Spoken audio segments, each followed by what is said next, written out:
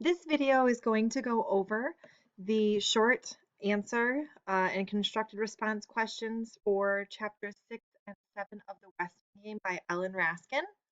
I have the questions over here on the right side of my screen. Um, the previous video goes over the vocabulary. The questions for this section will be right here. On the left side of my screen, I will have the book.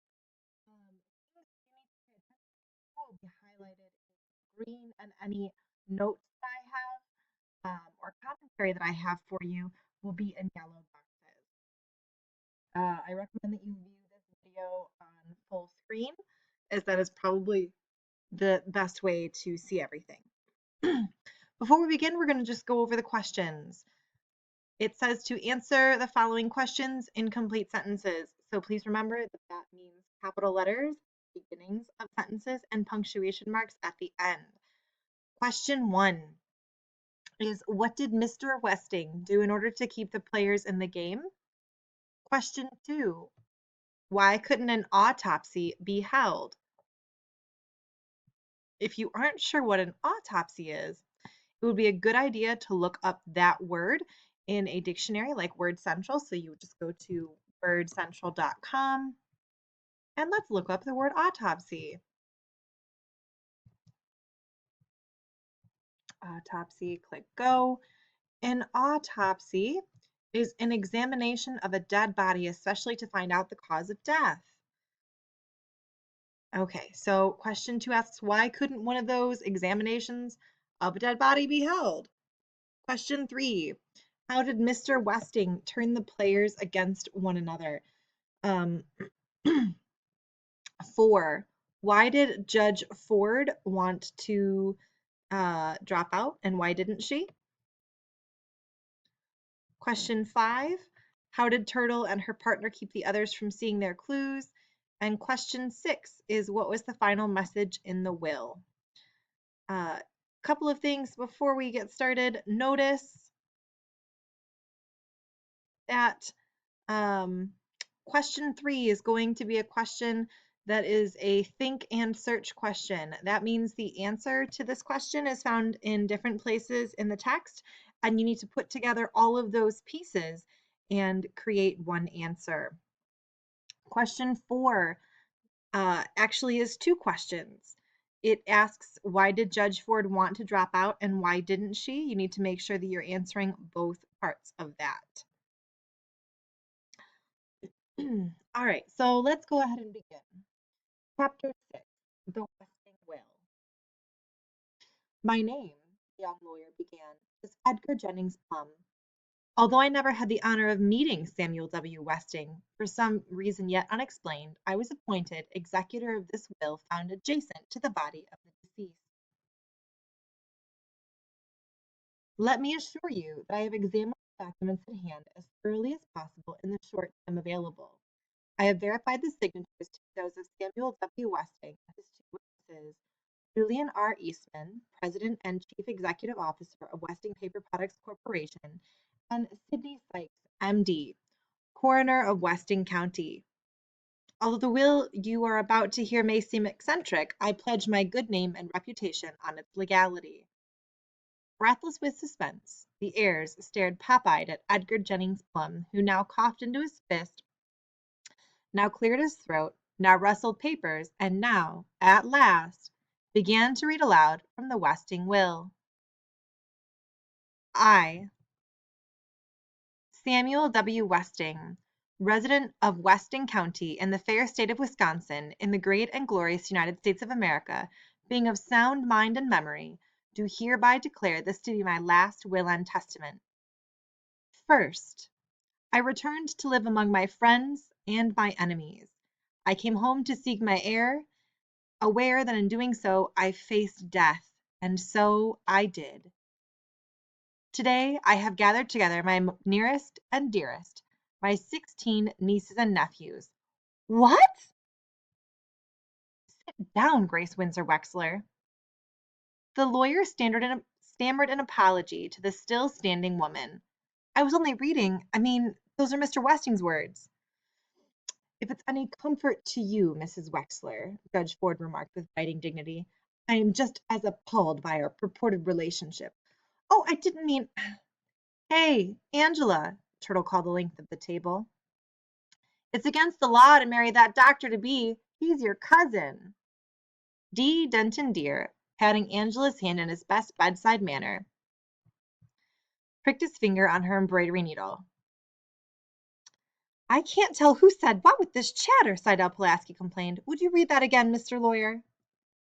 Today I have gathered together my nearest and dearest, my 16 nieces and nephews. Sit down, Grace Winslow Wexler, to view the body of your Uncle Sam for the last time.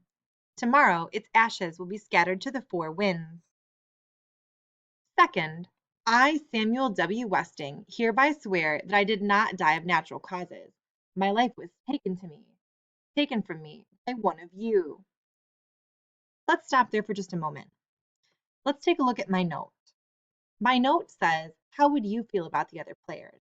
Notice that in this highlighted portion, Samuel Westing just said that he was murdered. Take a minute to think about how that might affect the way you would feel about other characters. Continuing on. Ugh. Chris's arm flailed the air, his accusing finger pointing here, no there. It pointed everywhere. His exaggerated motions acted out the confusion shared by all but one of the heirs as they looked around at the stunned faces of their neighbors to confirm what they heard. Rereading her notes, Seidel Pulaski now uttered a small shriek. Eek! Murder? Does this mean Westing was murdered? Sandy asked the heir on his left. Crow turned away in silence. Does that mean murder? He asked the heir on his right. Murder? Of course it means murder. Sam Westing was murdered, Mr. Who replied. Either that, or he ate once too many in that greasy spoon coffee shop. Theo resented Who's slur on the family business. It was murder, all right. And the will says the murderer is one of us. He glared at the restaurant owner. Had the police been notified of the charge? Judge Ford asked the lawyer. Plum shrugged. I presume they will perform an autopsy. The judge shook her head in dismay. Autopsy? Westing was already embalmed. Tomorrow he would be cremated. Let's stop here for just a moment. Take a look at the portion highlighted in green. Why couldn't an autopsy be held?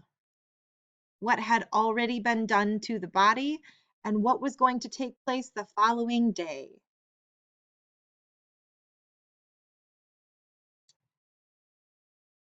You can go ahead and pause the video and answer the question that goes along with my little note here. And the video is going to continue on. We are going to keep reading and talking about these questions. The police are helpless. The culprit is far too cunning to be apprehended for this dastardly deed. Oh my! Flora Baumbach clapped her hand to her mouth on hearing dastardly. First murder, now a swear word. I alone know the name. Now it is up to you. Cast out the sinner. Let the guilty rise and confess. Amen, said Crow. Third, who among you is worthy to be the Westing heir? Help me. My soul shall roam restlessly until that one is found. The estate is at the crossroads. The heir who wins the windfall will be the one who finds the ashes, the doorman shouted. Some tittered to relieve the unbearable tension. Some cast him a reproachful glance. Grace Wexler clicked her tongue, and Seidel Pulaski shished. It was only a joke, Sandy tried to explain. Ashes scattered to the wind, so the one who wins the windfall gets... Oh, never mind. Fourth, hail to thee, O land of opportunity. You have made me, the son of poor immigrants, rich, powerful, and respected. So take stock in America, my heirs, and sing in praise of this generous land. You too may strike it rich who dares to play the Westing game. Game? What game? Turtle wanted to know. No matter, Judge Ford said, rising to leave. This is either a cruel trick or the man was insane. Fifth, sit down, Your Honor, and read the letter this brilliant young attorney will now hand over to you. It was uncanny. Several heads turned toward the coffin, but Westing's eyes were shut forever. The brilliant young attorney fumbled through a stack of papers, felt his pockets, and finally found the letter in his briefcase. Aren't you going to open it? Theo asked as the judge resumed her seat and put the sealed envelope in her purse. No need. Sam Westing could afford to buy a dozen certificates of sanity. The poor are crazy, the rich just eccentric, Mr. Hu said clearly. Are you implying, sir, that the medical profession is corrupt? Denton Deer challenged. Shh. Sixth, before you proceed to the game room, there will be one more minute of silent prayer for your good Uncle Sam. Flora Baumbach was the only heir to cry. Crow was the only one to pray. By the time Seidel Pulaski could assume a pose of reverence, the minute was up.